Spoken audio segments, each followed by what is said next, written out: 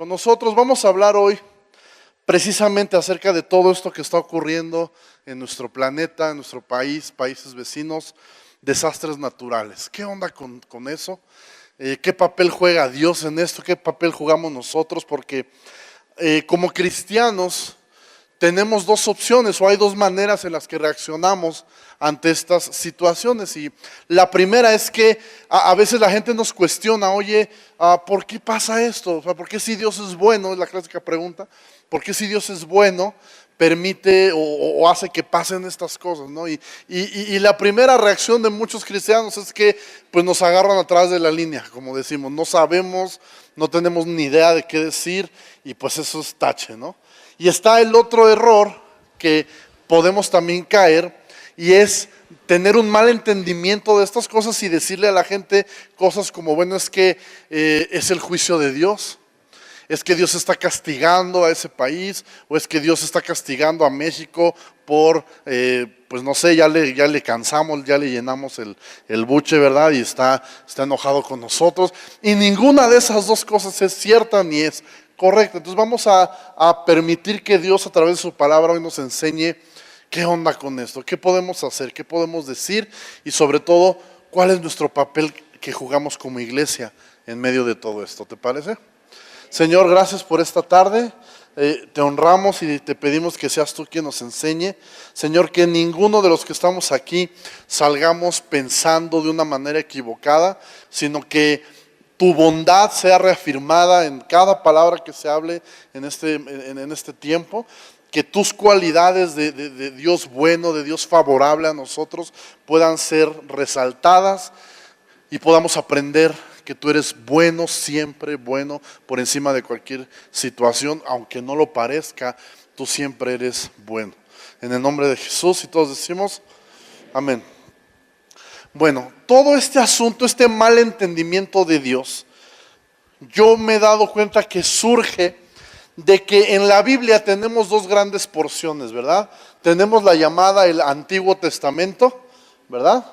Y tenemos la llamada el Nuevo Testamento. Son dos grandes partes en las que se dividen. ¿Y por qué se dividen así? Porque representan dos pactos diferentes. Ahorita decía Javier, Dios es un Dios de pactos, y eso es cierto. El primer pacto de Dios no fue con toda la humanidad, fue con un pueblo especial que se llama Israel, el pueblo hebreo, los judíos.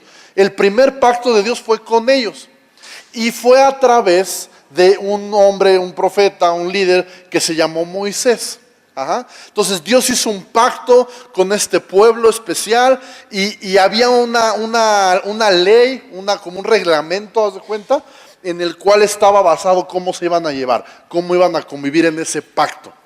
Pero ese pacto se terminó y cuando Jesús vino a esta tierra y murió en la cruz, se selló un nuevo pacto. Por eso es el Antiguo Testamento, el Antiguo Pacto y el Nuevo Testamento o Nuevo Pacto, que ahora es a través de Jesús y ya no es nada más con los judíos. Ahora es con toda la humanidad. Toda la humanidad tiene la oportunidad de entrar a este pacto con Dios.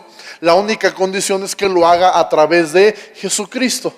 Ok, entonces, ¿cuál crees tú que nos corresponde a nosotros? El Antiguo Pacto, que número uno es antiguo y número dos era para los judíos. ¿Nos corresponderá este pacto o nos corresponderá el nuevo pacto en Jesús para toda la humanidad? Es obvio, nos corresponde el nuevo, ¿verdad? Ahora, el problema es que cuando leemos la Biblia, pues pareciera que el Dios de este lado, del Antiguo Testamento, algo le pasó en el camino y se volvió distinto del que está acá. ¿Alguien ha notado esa diferencia? Como que acá vemos a un Dios malo, vengativo, iracundo, enojón, que toma represalias si no le obedecen, que hace cosas que no reflejan un corazón tan bueno. ¿Sí lo has leído? Y luego en el Nuevo vemos en Jesús a un Dios totalmente distinto, un Dios cercano a la gente, un Dios cercano al dolor de las personas, un Dios que no procura nada malo sino todo bueno hacia la gente. Y entonces dices, bueno, ¿qué onda con esto? ¿No? Entonces, el problema es que muchos nos quedamos más con este concepto de Dios de acá que con el de allá. ¿Sabes por qué? Por culpa de la religión. A la religión le encanta vendernos este Dios de acá. ¿Y sabes por qué a la religión le encanta vendernos este Dios de acá? Porque a través de este Dios podemos ejercer control sobre las personas. Si yo te predico que Dios es un Dios vengativo y que si no entregas tus diezmos, te va a quemar tu casa, te estoy controlando. ¿Te das cuenta? Entonces, para los líderes a lo largo de la historia, les ha convenido presentar este de acá. Porque con este de acá yo puedo controlar, puedo infundir miedo y puedo hacer que la gente haga lo que yo quiero. Pero con este de acá no, y nosotros somos llamados a este lado. Ajá. Entonces nos hemos quedado con esa idea de Dios. Entonces vivimos de este lado, pero con un concepto de Dios de allá. ¿Sí tiene sentido? Vivimos en esta era, en este pacto, pero nuestro concepto de Dios se quedó estancado allá.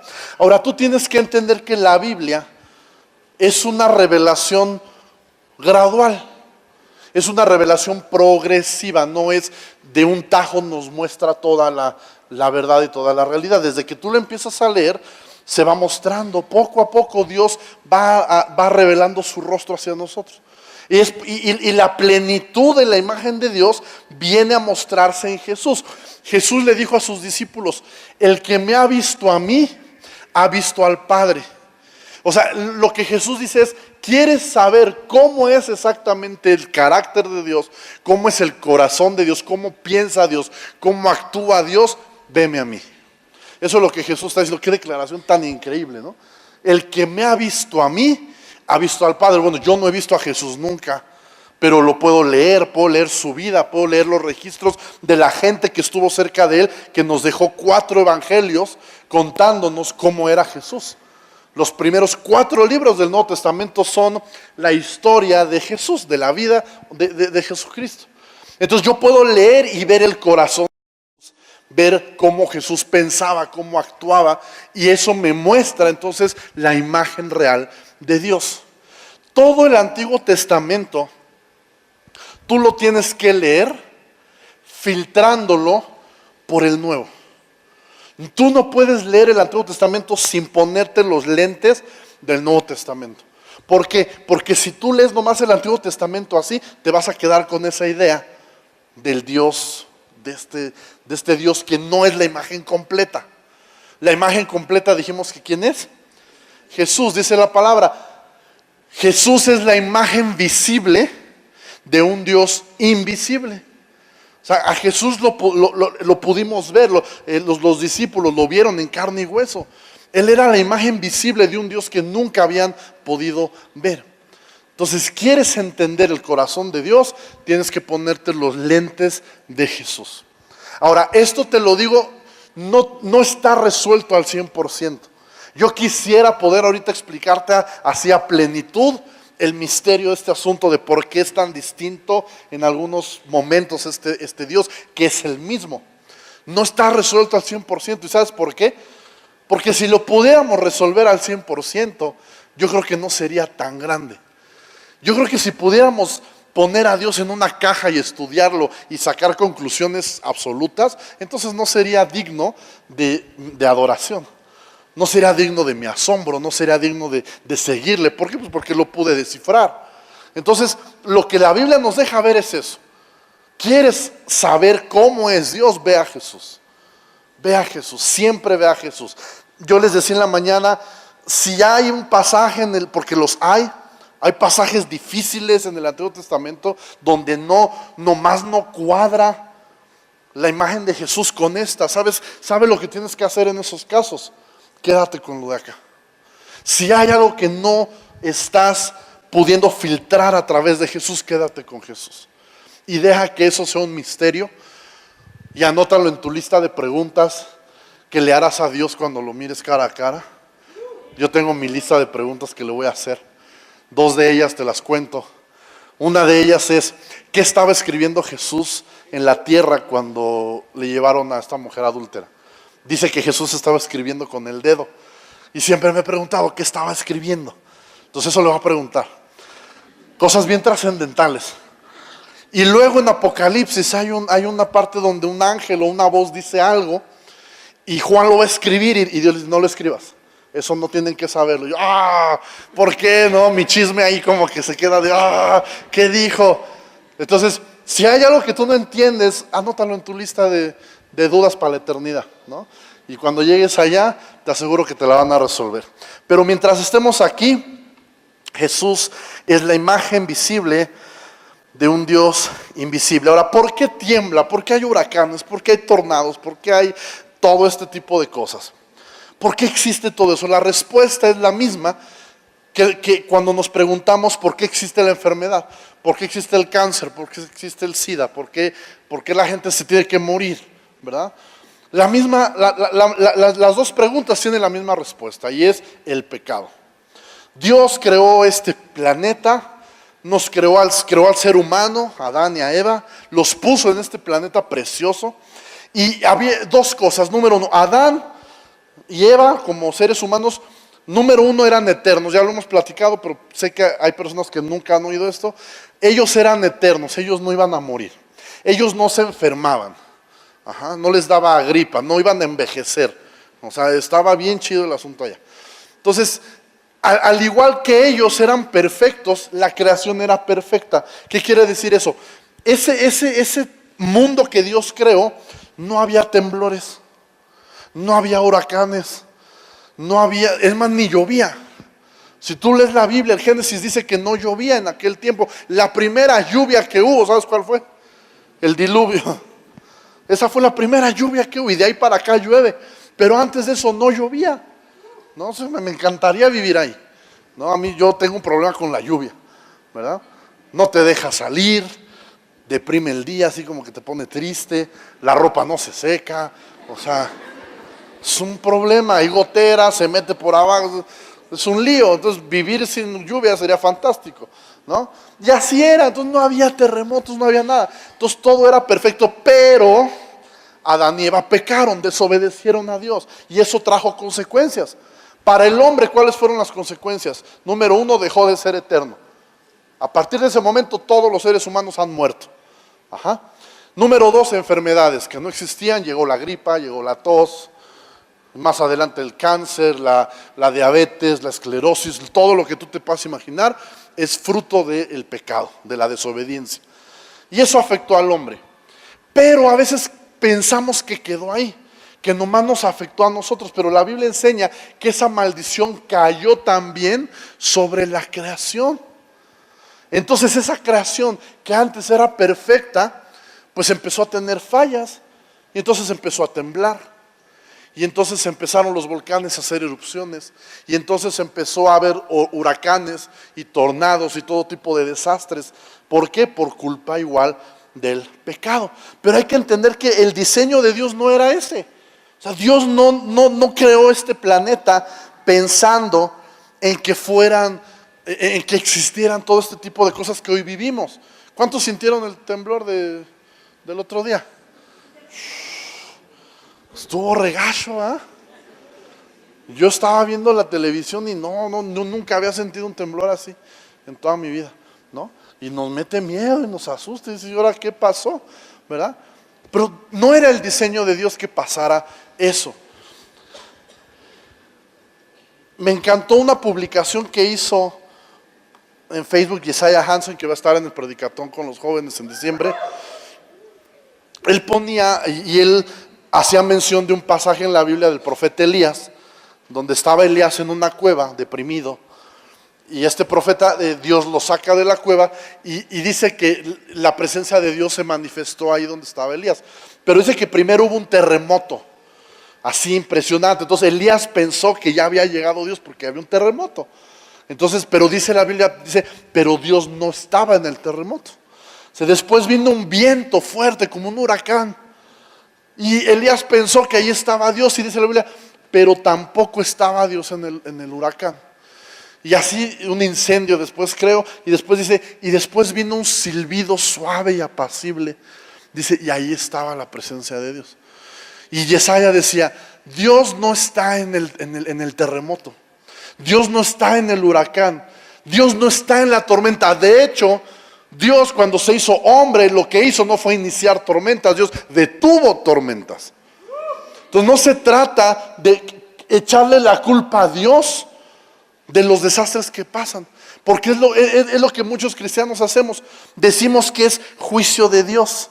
Los desastres naturales no son juicios de Dios, ni son obra de Dios. ¿Sabes? Si acaso alguien tiene culpa de todos esos desastres, somos nosotros. Porque nosotros fuimos los que pecamos. Y tú dices, ¿yo qué? ¿Fue Adán? Yo ni estaba. Yo ni había nacido. Yo cuando llegué ya estaba así descompuesto. ¿Verdad?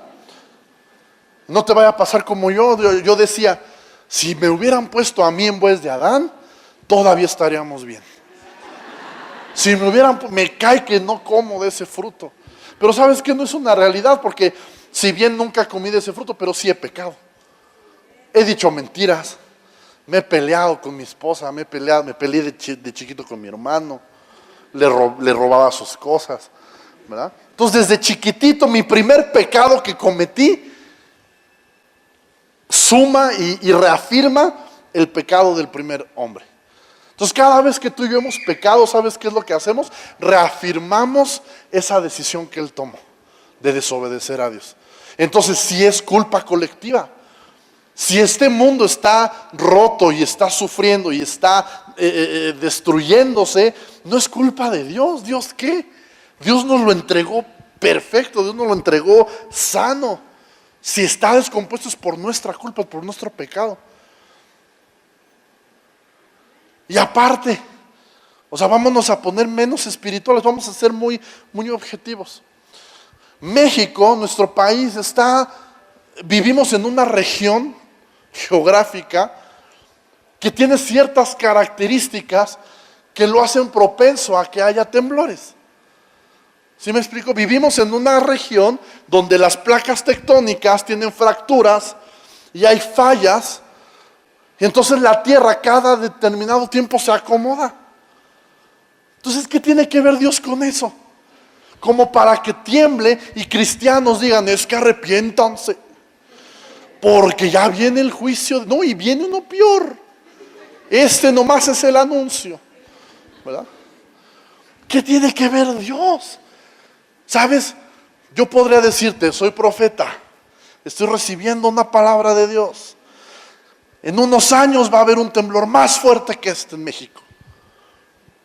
Pues sí, es obvio. No necesitas ser profeta para decirlo, porque vivimos en una zona donde es probable que haya temblores y cada vez. Ahora, hermano, pero es que cada vez son más fuertes. Esa, ¿sabes de quién es la culpa? Sigue siendo nuestra. Huracanes, cada año hay huracanes. ¿Sí lo sabías o no? Incluso hay una temporada de huracanes, pasan el mismo tiempo del año cada año. Y sigue habiendo huracanes y seguimos pensando que es juicio de Dios. Entonces Dios emite su juicio nomás en la temporada de huracanes. Dios se enoja nomás determinada época del año, que es cuando manda los huracanes, ¿verdad? En estas fechas, no, en enero no, febrero no, Dios no se enoja en esas. ¿Me explico? Ahora dices, los huracanes cada vez son más fuertes, sí. ¿Y eso de quién es culpa? ¿De Dios o de nosotros que tiramos basura en la calle?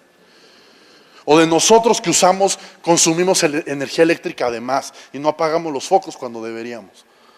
O de nosotros que gastamos el agua a lo tonto. ¿Tiene sentido? Pero nos encanta echarle la culpa a Dios.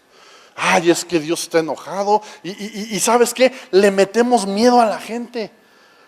La gente tiene miedo. La gente tiene miedo y nosotros los cristianos, en vez de darles esperanza, en vez de darles aliento, los condenamos. No, y agárrense. Si no se arrepienten, juicio viene sobre México. Y el año que entre y dentro de unos años va a venir uno peor. Pues sí, pero no tiene nada que ver. ¿Por qué no, en vez de asustar y de meter miedo, por qué no damos esperanza a la gente? ¿Y por qué no ayudamos? ¿Y por qué no cooperamos a reconstruir y hacer lo posible para salir de esa situación en la que Dios no tuvo nada que ver? ¿Hay alguien acá? El calentamiento global es nuestra culpa y esto es algo está teniendo un impacto en todos este tipo de fenómenos ambientales. En la mañana yo les decía, y ayer en la reunión de servidores de ADN, yo les decía que estamos pues echándole ganas para invertir en un equipo de paneles solares. Seríamos la primera iglesia en consumir energía 100% limpia. Entonces yo le estoy orando a Dios que nos permita hacerlo. ¿Por qué? Porque déjame decirte que en 23 años en esta iglesia jamás se había hablado de esto. Hablamos del pecado, hablamos de cosas y del matrimonio, pero nunca hablamos de nuestra responsabilidad de este planeta que Dios nos dejó. Porque nos lo dejó a nosotros, por si no lo sabes. El contrato estuvo así. Primero se lo entregó a Adán y le entregó las escrituras y las llaves. Y le dijo: Adán, tú eres el administrador de este lugar. Mira cómo te lo dejé, tú lo cuidas. Adán le entregó el contrato y las llaves a Satanás cuando pecó. Y Satanás se encargó de tener el dominio de y de destruirla y de a través del ser humano destruir este lugar. Pero cuando Jesús murió en la cruz y resucitó, Jesús le quitó las llaves y le quitó el contrato. ¿Y sabes a quién se lo dio? A la iglesia. O sea que los mayordomos y los encargados de mostrarle al mundo cómo se cuida este planeta somos nosotros. O sea que yo oro para que Dios nos permita ser la primera iglesia, no sé si en el estado o en el país, que podamos tener toda nuestra energía 100% limpia, sin recurrir y sin generar ozono y todo ese rollo. Donde necesitamos orar y necesitamos ofrendar y diezmar para que esto se haga una realidad. Y no solo aquí, en nuestras casas. Cosas tan simples como separar la basura, reciclar, hacer compostas, apagar la luz si no la estoy usando, cerrarle la llave si no la estoy usando. No sé, hay muchas cosas que podemos hacer y son nuestra responsabilidad. El mundo tiene que ver a la iglesia como un ejemplo, no solo de una vida en santidad, no solo de una vida que sigue a Dios, que sigue a Jesús, sino de una vida que cuida este planeta que nos fue entregado. Mira lo que dice Romanos 8, del 18 en adelante, por si algunos no me creen nada lo que estoy diciendo. Mira lo que dice la Biblia. Sin embargo, lo que ahora sufrimos no es nada comparado con la gloria que Él nos revelará más adelante. Pues toda la creación espera con anhelo el día futuro en que Dios revelará quiénes son verdaderamente sus hijos. Contra su propia voluntad, toda la creación quedó sujeta a la maldición de Dios. Sin embargo, con gran esperanza, la creación espera el día en que será liberada de la muerte y la descomposición y se unirá a la gloria de los hijos de Dios. Pues sabemos que hasta el día de hoy, toda la creación gime de angustia como si tuviera dolores de parto. Cuando mi esposa estaba por dar a luz, tú veías su panza y veías como fue un temblor. Porque el niño adentro estaba, ¿y eso qué producía en ella? Gemidos y dolores de parto. Así está la creación. ¿Alguien vio la película de Moana? ¿Se acuerda de Tefiti? ¿Cómo era Tefiti al principio? Verde, con flores, generaba vida, ¿verdad? Y después cuando le quitaron su corazón, el malvado de Maui, ¿qué le pasó a Tefiti? Se convirtió como en un monstruo de lava, ¿verdad? Así, y cómo estaba bien estresada y bien enojada y estaba así y gritaba hasta que le volvieron su corazón y ya se volvió otra vez verde y sonriente. Qué bíblica está la predicación de hoy. Pero haga de cuenta que así está la tierra. Dice que está gimiendo como con dolores de parto para ser librada de la maldición a la que fue sometida. Si la tierra tiembla, hay huracanes, hay todo, es porque está bajo maldición también. Y los culpables somos nosotros. Y me encanta cómo dice que cuando todo esto sea restaurado, dice que la gloria que Dios nos va a dar a nosotros, la vamos a compartir con la creación. ¿Cuál gloria? Nuestros cuerpos van a ser restaurados a mucho mejor de como eran al principio. Vamos a ser inmortales otra vez. Por eso es la promesa de vida eterna. Y no solo en cantidad, sino en calidad. Pero vamos a ser eternos otra vez. Vamos a ser 3 veces más guapos que ahora. A lo mejor vamos a ser 3 veces más altos también, yo no sé, ¿verdad? Pero vamos a hacer algo, o sea, Dios nos va a coronar con gloria a sus hijos. Y esa gloria, o sea, si nosotros vamos a ser embellecidos y glorificados, la creación lo va a hacer igual. Entonces, imagínate, si este planeta es hermoso, como está, a punto de ser destruido, sigue siendo hermoso. Imagínate cómo va a ser cuando comparte esa gloria con nosotros. ¿Te das cuenta? Sí, 3 la cacharon, ¿verdad? ¿A cuántos no nos gustaría estar en un lugar así? ¿No? Entonces, ahí está muy claro esta situación de dónde vienen todo este tipo. Dios no tiene nada que ver con el castigo y el juicio. Dios tiene todo que ver con aliviar el dolor y el sufrimiento causado por estos eventos. Dios no está enviando terremotos ni huracanes. Dios está preocupado en aliviar el sufrimiento que estos causan. Porque es lo mismo que la enfermedad. Dios no manda la enfermedad. Dios es un Dios que sana. Dios no es un Dios que inicia tormentas, Él las calma. Entonces quiero terminar viendo una historia de un hombre que debemos evitar ser como él, porque él era un cristiano, no era cristiano todavía, es del Antiguo Testamento, pero vamos a decir que era cristiano, pero era de esos cristianos mala onda. Dile al de al lado, no seas cristiano mala onda. Sea un cristiano como Jesús, buena onda. Mira lo que dice Jonás capítulo 1, versículo 1. Jonás era un profeta. Jonás en esta historia, ojo, Jonás en esta historia era el hombre de Dios. Jonás era el buenazo, Jonás era un hombre de Dios. En esta historia es el hombre de Dios. Entonces el Señor, dice, le dio el siguiente mensaje a Jonás, hijo de Amitai: levántate y ve a la gran ciudad de Nínive. Pronuncia mi juicio contra ella, porque he visto lo perversa que es su gente. Nínive es una ciudad. Y muchos dirán, mira, ¿cómo que tú dices que Dios no manda juicio? Espérate. Vamos a seguir leyendo. Te voy a resumir un poco la historia para no leer todo el pasaje, todos los capítulos. Pero Dios le dijo a Jonás que fuera a avisarle a esta ciudad de Nínive que dentro de 40 días los iba a destruir por causa de su pecado. Entonces Jonás no quiere ir. Entonces Nínive está para allá y Jonás agarra para el otro lado. O sea, si Nínive estaba allá, Jonás se va totalmente en la dirección contraria y le pasan muchas cosas hasta que decide obedecer. No voy a contar todo lo que le pasa, simplemente él decide obedecer. Ahora, Dios no mandó a Jonás a predicarles, ni les mandó a predicarles que se arrepintieran. Lo mandó a avisarles que en 40 días los iba a destruir. Jonás, eso es lo que hace, va y les avisa que serán destruidos. Y mira lo que pasa, Jonás capítulo 3, versículos 4, 5 y 10. Dice, el día que Jonás entró en la ciudad, proclamó a la multitud: dentro de 40 días Nínive será destruida. No les dijo arrepiéntanse, piénsenlo, o sea, nada más les avisó.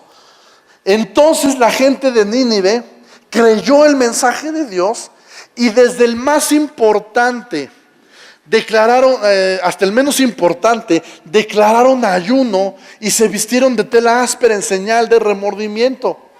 Cuando Dios vio lo que habían hecho y cómo habían abandonado sus malos caminos, cambió de parecer y no llevó a cabo la destrucción con que los había amenazado. O sea, la pregunta, yo te digo, ¿realmente Dios quería destruir Nínive? Decían en la mañana, les quería apretar las tuercas nada más, como lo hace muchas veces con nosotros, ¿a poco no? Nos andamos descarriando y como que nos dan jalón, vengas para acá, ¿verdad? O sea, Dios no quería destruir a Nínive. Dios le dijo a Jonás, ve y diles que mi juicio viene sobre ellos. Diles que mi juicio viene. Entonces cuando Jonás les dice esto, el pueblo se arrepiente y dice que Dios ya no los destruye. Ahora, ahí no termina la cosa. Mira lo que pasa con Jonás. Capítulo 4, versículo 1. Este cambio de planes, o sea, de que Dios ya no los destruyó, este cambio de planes molestó mucho a Jonás y se enfureció. Entonces le reclamó al Señor: Señor, ¿no te dije? Yo te lo dije antes de salir de casa que tú harías precisamente esto. Por eso me fui para el otro lado. Porque yo sabía que lo ibas a hacer. Sabía que eres un Dios misericordioso y compasivo, lento para enojarte, lleno de amor inagotable, y estás dispuesto a perdonar y no destruir a la gente. Por eso no quería ir. Ese es el corazón de Dios. Ahora, lo que me sorprende, yo no sé tú, pero si a mí Dios me manda a Villa El Carbón a decirles que en 40 días los va a destruir con fuego y azufre, y yo voy y les aviso, y todo Villa del Carbón se arrepiente, yo diría: traigo la unción, ¿no? O sea, qué buen día. O sea, haría una pachangona y diría: hermanos, se salvaron todos. Este cuate se enoja y hace berrinche y dice: por eso no quería ir, porque sabía que nomás me ibas a hacer dar la vuelta y que ni les ibas a hacer nada. Sabía que los ibas a perdonar, pero se enoja. ¿Cuántos cristianos Jonás hay que se enojan de que Dios sea misericordioso? De que se enojan de que Dios perdone el pecado, que se enojan que Dios reciba a la persona indeseable, ¿no? Que les molesta que Dios sea bueno, ¿no? Hay una parte en la Biblia donde dice: ¿te molesta que soy bueno? ¿No? O sea, ¿qué onda?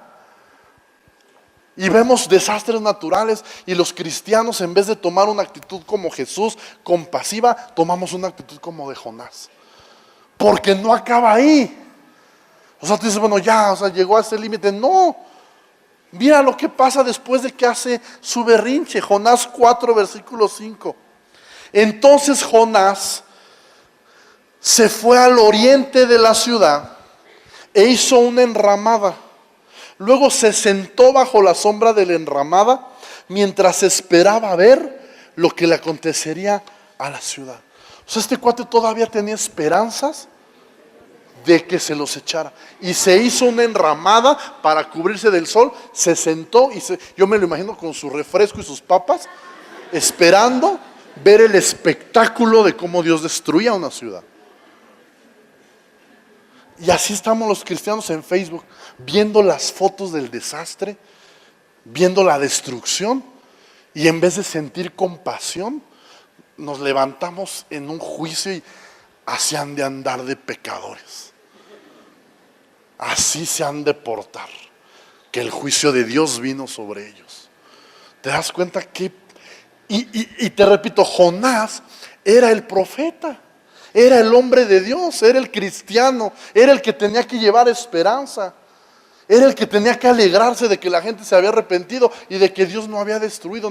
No solo hace el berrinche, sino que se sienta todavía esperando a ver si de últimas Dios los destruía. Qué poca compasión en el corazón de un hombre de Dios. Qué falta de compasión en un siervo de Dios.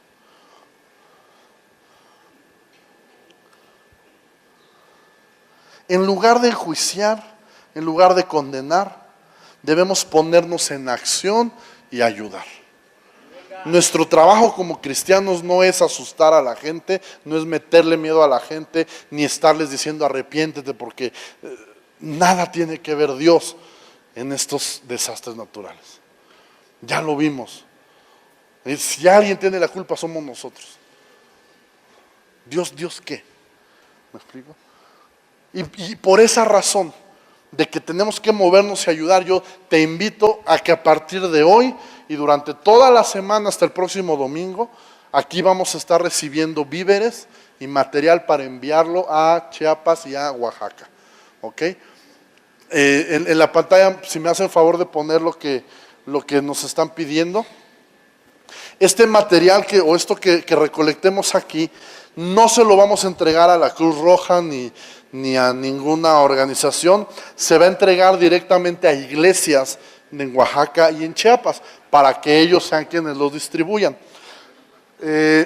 A partir de hoy y hasta el próximo domingo, hay dos tipos o dos categorías de cosas que nos piden. Uno es material médico y nos piden gasas estériles, vendas, agua oxigenada, jeringas, gel antibacterial, guantes de látex, cinta adhesiva, analgésicos no caducados, alcohol, isodine, algodón, cicatrizante como mertiolate y material para torniquetes.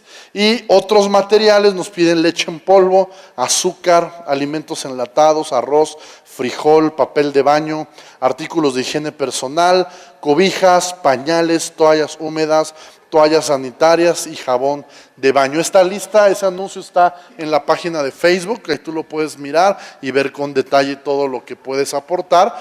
Y a partir de hoy, te repito, y hasta el próximo domingo vamos a estar recibiendo esto. Todo esto se va a juntar con otras iglesias y se va a enviar junto con gente que ya está lista. En esta ocasión no vamos a necesitar mandar personas, solamente el material. Ellos lo van a llevar, lo van a distribuir ya con iglesias que ya están esperando esto, y a su vez las iglesias lo van a mover. Nos preguntaron en Facebook, ¿y por qué se lo entregan a las iglesias? ¿Por qué no lo entregan directo a la gente? Porque yo confío más en la iglesia, en los pastores, que ellos lo puedan distribuir, que en la Cruz Roja. No tengo nada contra la Cruz Roja, pero confío más en mi gente, ¿no? Entonces es la razón que lo mandamos directo a las iglesias, y así nos aseguramos que sí realmente llegue a gente que lo necesita. ¿Qué te parece? ¿Sale? Entonces, ¿por qué no cierras tus ojos y oramos a Dios? Oramos por todas estas personas. Perdón, antes de orar, quiero que veas esta frase que siento que Dios puso en mi corazón cuando hablaba con mi esposa de esto. Y esto es lo que en Manantiales quiero que no solo en esta ocasión, sino siempre que se presente algo así, que esta sea nuestra decisión. Dice, no seremos una voz de juicio y condenación. No queremos, de eso ya hay mucho, no queremos ser eso. Seremos un bálsamo que sana, manos que alimentan, y seremos esperanza. Eso es lo que vamos a hacer. Y lo vamos a hacer en esta ocasión a través de estas ofrendas materiales, de todo esto que se está necesitando. ¿Sale? Y si en alguna ocasión Dios nos permite ir y con nuestras manos llevar esto, lo haremos. ¿Sale? Entonces cierra tus ojos y habla con Dios. Señor, gracias por tu palabra en esta tarde. Yo quiero pedir